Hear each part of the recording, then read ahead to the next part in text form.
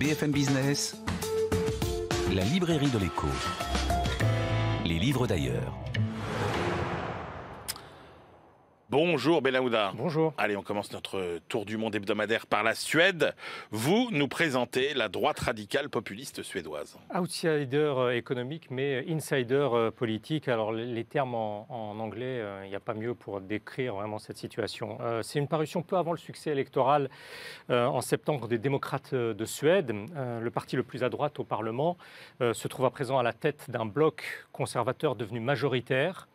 L'objet de cette recherche académique par une équipe d'économistes suédois et sud-américains n'est pas de déterminer à quel degré exact un élu SD, donc démocrate suédois, est nationaliste, anti-immigration ou eurosceptique, mais de comparer son implantation politique en tant qu'insider avec le profil socio-économique en tant qu'élu local à l'échelon des municipalités en Suède. Alors la précision des microdonnées statistiques suédoises en la matière permet vraiment ce travail d'analyse extrêmement fin. Il en ressort que la proportion de représentants SD, d'élus SD, ayant des liens faibles avec le marché du travail et la famille nucléaire, donc la famille traditionnelle, papa, maman et les enfants, est nettement plus élevée par rapport à leurs homologues des autres partis. Les démocrates de Suède élus sont, ou en tout cas étaient, moins susceptibles d'exercer un emploi stable. Ils risquent davantage de perdre leur travail. Leurs qualifications attestées sont inférieures en proportion des autres partis. Ils ont perçu aussi davantage d'allocations chômage ou de réinsertion de minima sociaux. Les écarts apparaissent très clairement, y compris par rapport à la moyenne de la population, pas forcément des élus. Et puis il existe un autre décalage statistique frappant au regard des autres représentants municipaux et aussi de la population moyenne là aussi. Un ou une élue SD est plus souvent célibataire ou divorcé. Ses parents étaient davantage divorcés avant ses 18 ans et puis le père était davantage allocataire des minima sociaux et ou en dehors du marché du travail classique. Un élu local SD apparaît en cela plus souvent issu des groupes les plus vulnérables de la société, les plus en marge également d'une structure familiale traditionnelle, encore une fois le père, la mère et les enfants. Quant à leur manière d'exercer le pouvoir à partir de ces facteurs sociologiques, ça relèvera d'autres recherches. Direction le Brésil, Benahouda, pour voir ce qui se passe dans l'enseignement supérieur. Inclusion interrompue, point d'interrogation. Alors la présidentielle au Brésil décide ce dimanche si le progressisme de Lula Inácio da Silva revient au pouvoir avec une forte réorientation des politiques économiques et sociales. Ce récent travail de professeur brésilien d'économie nous donne à voir avec le recul des nuances très intéressante, très instructive sur les années au pouvoir de la gauche Lula. L'angle d'analyse est celui de l'accès à la population à l'enseignement supérieur et le profil des étudiants.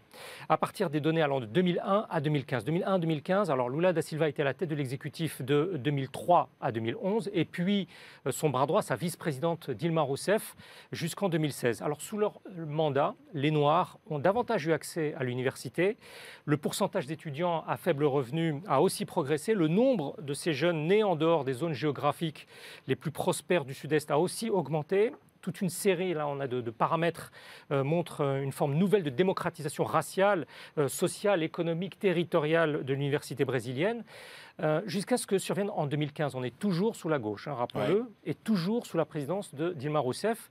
Une phase tout à fait choc d'ajustement budgétaire, coupe dans les dépenses publiques, révision des prix administrés, dévaluation de moitié en 2015 de la monnaie et hausse des taux d'intérêt. Et qu'est-ce que ça donne? Une rupture de tendance qui ressort nettement. Les 2 déciles les plus bas dans l'échelle des revenus au Brésil vont moins à l'université. La part des étudiants issus des 70% des foyers les moins dotés financièrement ralentit. Le nombre de Noirs continue d'augmenter, mais plus au rythme d'auparavant. Et Ana Luisa Matos de Oliveira et ses co-auteurs constatent que l'amélioration de l'inclusion universitaire jusqu'à 2017 en a été réduite, sans qu'il y ait de retour à la situation au début des années 2000. Et on termine par le Japon, Benahouda. Alors avec une étude, je ne vous le cache pas, au titre qui me paraît assez mystérieux. Rôle du face-à-face dans l'innovation, période de la grippe espagnole au Japon. Alors, et de quoi s'agit-il? Il s'agit de l'utilité de se voir et de se parler. Pourquoi? D'accord. Avec les périodes de confinement et de forte promotion du télétravail des années Covid, il a commencé à... On a vu chacun ces interrogations partout quant aux effets de la créativité personnelle et collective. Alors 4 chercheurs japonais ont travaillé ici sur une phase historique potentiellement comparable, 1918-1921, la pandémie de grippe espagnole qui a également affecté le Japon en 3 vagues successives. Et il s'agit d'une publication à Tokyo pour l'Institut Canon pour les études mondiales. Alors, bien entendu, les moyens de communication et de diffusion, me direz-vous, entre cette période-là et aujourd'hui n'ont plus grand-chose à voir, mais là aussi c'est instructif. Hiroyasu Inoue et ses collègues se sont concentrés sur les dépôts de brevets à l'époque, au Japon, durant ces années-là, donc de 1918 jusqu'à 1922. Ouais.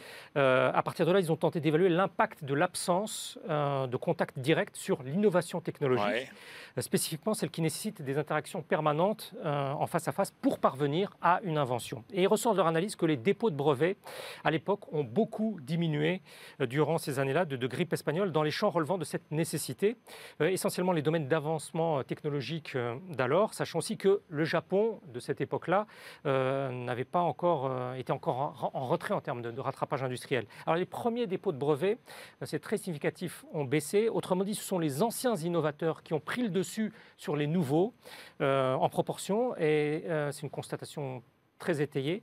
En clair, les premiers déposants de brevets commencent leur carrière d'inventeur en co-déposant. Et ils n'ont plus cette opportunité-là avec l'absence de face-à-face. Ce qui suggère que cette restriction des contacts physiques entre 1918 et 1921, avec des collègues, avec des profils expérimentés, au cours des étapes premières, préliminaires de la carrière, a restreint la possibilité de former de nouveaux inventeurs. Plus de pieds à l'étrier. Exactement. Et ensuite, ces 4 chercheurs en sont persuadés, même si les technologies actuelles de communication peuvent compléter un défaut de face-à-face, cela peut affecter à moyen terme l'activité d'innovation. Ça supposera bien entendu d'étudier cela de la même manière, les dépôts de brevets à partir de 2000. Eh bien, je crois qu'il y a eu quelques travaux faits dans des startups israéliennes qui aboutissent exactement aux mêmes conclusions au moment du Covid. Merci beaucoup, Benaouda Abdelhaim. Allez, c'est l'heure de nos ultimes choix.